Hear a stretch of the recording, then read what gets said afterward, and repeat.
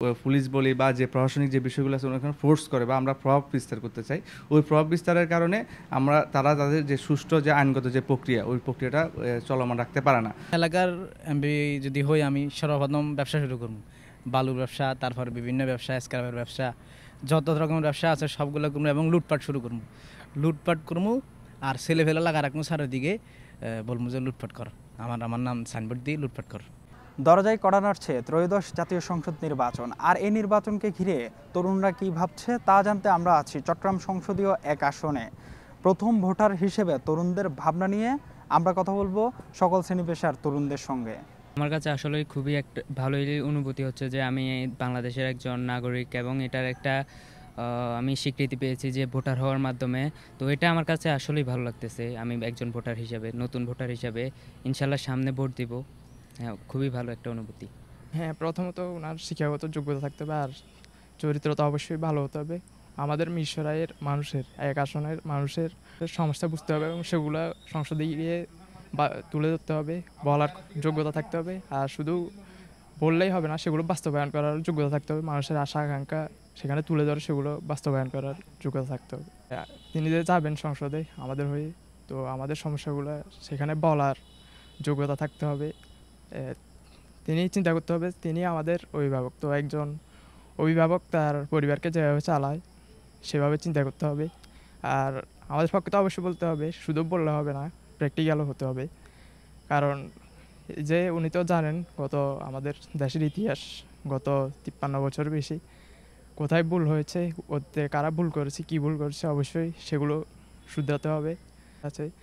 আর অবশ্যই তাকে ভালো চরিত্রের অধিকারী হতে হবে, কারণ যে কেউ তো আর খারাপ চরিত্রের মানুষ তো আর এমপি হতে পারবে না। যে কেউ অবশ্যই তার চরিত্র ভালো হতে হবে এবং মানুষকে বুঝতে হবে কি মানুষের কী চায়। গুণ থাকলে একজন এমপি হওয়ার যোগ্যতা রাখে বলে আমি মনে করি। জি, কিছুটা আশা করা যায় এবারে নির্বাচনটা সুস্থ হবে অতীতের থেকে। আমাদের বুদ্ধি বয়সে যে নির্বাচনগুলো দেখেছি, অতএব এই নির্বাচন তেমনটা হবে বলে মনে হয় না। আমরা তো কয়েকটি যে ডাকসু নির্বাচন দেখছি, জাবিতে নির্বাচন দেখেছি, অত্যন্ত সুন্দরভাবে এগুলো শেষ হয়েছে এবং কি প্রত্যেকটা দল এখন লেভেল ফিল্ডে মানে রাজনীতি করতেছে দেখা যাচ্ছে। অতএব বোঝা যাচ্ছে যে এবার নির্বাচনটা একটু ভিন্নধর্মী এবং গ্রহণযোগ্য হবে বলে আশা করা যায়। আমার এলাকার এমপির কাছে আমাদের প্রত্যাশা হচ্ছে যে বাংলাদেশের 45% হচ্ছে যে তরুণ ভোটার, যার মধ্যে বেকারত্বটা অনেক বেশি। আমাদের মিরসরাই উপজেলাতে ইকোনমিক জোন, এশিয়ার বৃহত্তম ইকোনমিক জোন হচ্ছে মিরসরাই ইকোনমিক জোন, যেখানে আমাদের মিরসরে তো অনেক লোক বেকার আছে, যাদেরকে সর্বোচ্চ প্রায়োরিটি দিতে হবে যে ওখানে চাকরি দেওয়ার ক্ষেত্রে। আর বিশেষ করে হচ্ছে যে মিরসরাই উপজেলায় প্রায় 4 লক্ষ মানুষের বসবাস, তার মধ্যে চিকিৎসা খাতটা অনেক দুর্বল। বিভিন্ন উপজেলাতে অনেক উপজেলা হয়ে গেছে 100 শয্যা বিশিষ্ট একটা হাসপাতাল, কিন্তু আমাদের উপজেলাতে আছে 50 শয্যা বিশিষ্ট। আর হচ্ছে যে বিশেষ করে হচ্ছে পর্যটন এলাকা, মিরসরাইতে অনেকগুলো পর্যটন স্পট আছে যা এখন পুরোপুরি ধ্বংসের পথে। যদি নির্বাচিত এমপি যে হয়, ওদিকে একটু বিশেষ করে নজর রাখা লাগবে। আমাদের এমপি মহোদয়ের কাছে এটাই প্রত্যাশা। আমি মনে করি আসলে আমাদের অতীতে আমরা যে পররাষ্ট্রনীতি আমরা যেটা লক্ষ্য করেছি ওইটা নতজানু পররাষ্ট্রনীতি ছিল। আমরা আমাদের পররাষ্ট্রমন্ত্রী সহ আরও যারা আছেন তাদের কাছে উদাত্ত আহ্বান করব, আপনারা এমন একটা পররাষ্ট্রনীতি করেন যেটার আমরা কারো কাছে নতজানু হব না। আমাদের রাষ্ট্র সমতার রাজনীতি করবে, সমতার পররাষ্ট্রনীতি হবে বলে আমরা আশা করছি। আমি ব্যক্তিগতভাবে মনে করি রাষ্ট্রের প্রথম আমাদের নজর দেওয়া উচিত আইনগত যে প্রশাসনিক যে বিষয়গুলো আছে ওগুলোর উপর। কারণ হচ্ছে আমরা প্রশাসনিকভাবে আমরা অনেকটা দুর্বল মনে হয় আমার মতে। এই জন্য আমাদের দেশে যে সরকার পতনের পরে আমাদের যে বিষয়গুলো আমরা দেখতে পাই, আমাদের দেশে চুরি বেড়ে গেছে, তারপর এই যে হত্যাকাণ্ড হয়, তারপর পাশাপাশি আমাদের যে ডাকাতি সহ যে নৃশংস হত্যাকাণ্ডগুলো যেগুলো ঘটে, এগুলো আসলে আইনের ব্যর্থতার কারণে। আমি আসলে আইনকে ব্যর্থতা বলবো না, তবে আমাদের দেশের একটা প্রধান সমস্যা গণতান্ত্রিক দেশ হওয়ার কারণে যখন যে সরকারই আসে তখন ওই সরকার আইনের যে একটা সুষ্ঠু ব্যবহার, এটাকে অনেকে অপব্যবহার হিসাবে বেছে নেয়।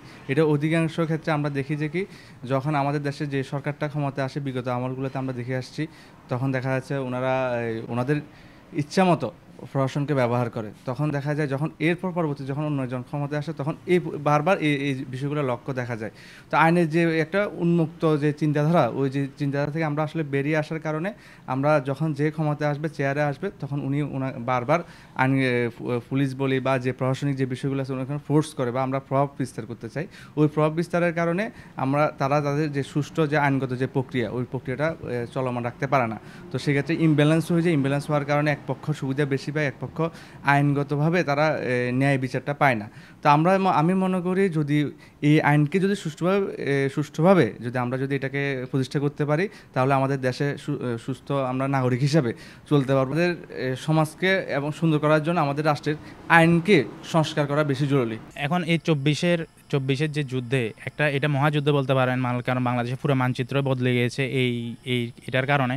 এখন ওদের আমি মনে করি একাত্তরের বাসীদের জন্য যে ফ্যাসিলিটিসটা ছিল, এটা এখন চব্বিশের যে যুদ্ধে যারা অংশগ্রহণ করেছিলেন ছাত্রদের, তারা হয়তো কিছু মারা গিয়েছেন, তাদের এখন সেই মা বাবার প্রতি আমার অসংখ্য সালাম। যারা তাদের একমাত্র সন্তান থাকা সত্ত্বেও তাদেরকে ওই আন্দোলনে পাঠিয়েছেন।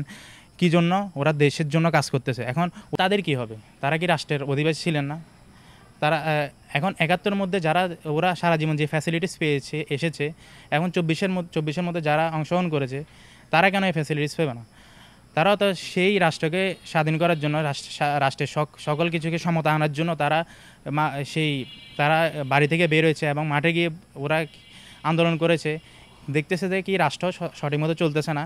অবশ্যই তাদের মধ্যে একটা এই জেনারেশন মধ্যে একটা কি ওরা অন্যায় মানবে না, ওরা সবসময় প্রতিবাদীমুখী, সেজন্য তারা অবশ্যই মাঠে নেমেছিল। তাদের দোষটা কী ছিল? তাদের কোনো দোষই ছিল না। তাদের একটাই লক্ষ্য ছিল কি? দেশকে স্বাধীন করবে। দেশের প্রত্যেকটা মানুষের মধ্যে অবশ্যই সমতা থাকতে হবে। এখানে গরিব, দুঃখী, ধনী, গরিব, এখানের মধ্যে তাদের মধ্যে কোনো ব্যবধান নাই। তারা সবসময় সমতা থাকবে। এখন আমি রাষ্ট্রের প্রতি এটাই আশা করতে পারি, মানে কি যেটা রাষ্ট্রের কর্তব্য। এখন যারা পঙ্গুত্ব বরণ করেছেন এবং যারা নিহত হয়েছেন, যারা পঙ্গুত্ব বরণ করেছেন, তাদেরকে যেন রাষ্ট্র পরবর্তী ভবিষ্যতের জন্য তাদেরকে রাষ্ট্র চালিয়ে নিয়ে যায়। এবং যারা নিহত হয়েছেন তার অসংখ্য শ্রদ্ধা জানাচ্ছি এবং রাষ্ট্র তাদের প্রতি শ্রদ্ধা জানানো উচিত, আমি যা মনে করি। ভোটটা হচ্ছে যে আমরা এই ইয়াং জেনারেশনের যে ছেলে মেয়েগুলো আছি, আমরা আগে আমাদের যে প্রার্থীগুলো দাঁড়াবে, যে দলেরই প্রার্থী হোক, আমরা প্রার্থীগুলোর আগে যাচাই করব যে ওনাদের বর্তমান কার্যক্রমটা দেখে আমরা ভবিষ্যৎটা অনুমান করব। ভবিষ্যৎটা অনুমান করার পর যদি আমার কাছে মনে হয় যে হ্যাঁ, ওনাকে যদি ভোট দেওয়ার পর উনি ভবিষ্যতে আমাদের ভালো কাজ করবে বা আমাদের আসন যেটা মিরেশ্বরা এটা উপহার দেবে, জনগণের জন্য কাজ করবে, তাহলে আমি ওনাকে ভোট দেব। এখন অনেকগুলো বিষয় আছে বলতে, এখন বর্তমানে দেখা যায় যে অনেক প্রার্থী ভোটের আগে অনেক সুন্দর করে কথা বলে, ভালোভাবে কথা বলে, মানুষকে প্রভাবিত করে। তো ভোট দেওয়ার পর দেখা যায় যে তাদের আমরা পাই না। সাধারণত মফস্বল এরিয়াগুলোতে আমাদের যে প্রত্যন্ত অঞ্চলের মানুষগুলো আছে, অনেকে তাদের এমপিকে বছরে একবারও চোখে দেখে না, বা এমপিকে দেখতে হলে বড় কোনো জনসমাবেশে যাইতে হয়, ওইখানে পিছন থেকে চোখের দেখায় দেখতে হয়। তা আমরা এই সব বিষয়গুলো আমাদের মাথায় রেখে আমাদের যে আগামীর এমপি হবে তাকে আমরা সিলেকশন করব, ওনাকেই ভোট দেব। পরিশেষে আমি এই কথাটাই বলতে চাই যে আমার নিজের ভোটটা আমি নিজেই দিব, কারো দ্বারা প্রভাবিত হয়ে আমি ভোট দিব না। বর্তমান সরকার যে ডাক্তার ইউনূস আমাদের প্রধান উপদেষ্টা, আমার মতে উনি যে কাজের জন্য এসেছেন তা পূরণ করতে পারে নাই।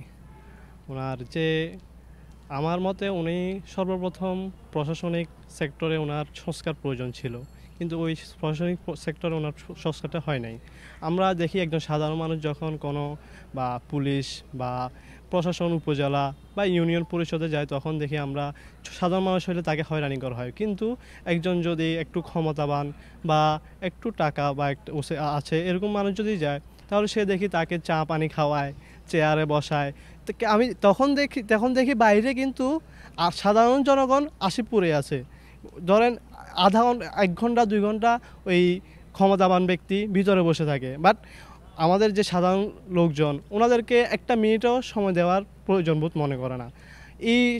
এই সংস্কারটা সর্বপ্রথম প্রয়োজন ছিল, কিন্তু এটা হয় নাই। এলাকার এমপি যদি হই, আমি সর্বপ্রথম ব্যবসা শুরু করব, বালুর ব্যবসা, তারপর বিভিন্ন ব্যবসা, স্ক্র্যাপের ব্যবসা, যত রকমের ব্যবসা আছে সবগুলো করবো এবং লুটপাট শুরু করবো।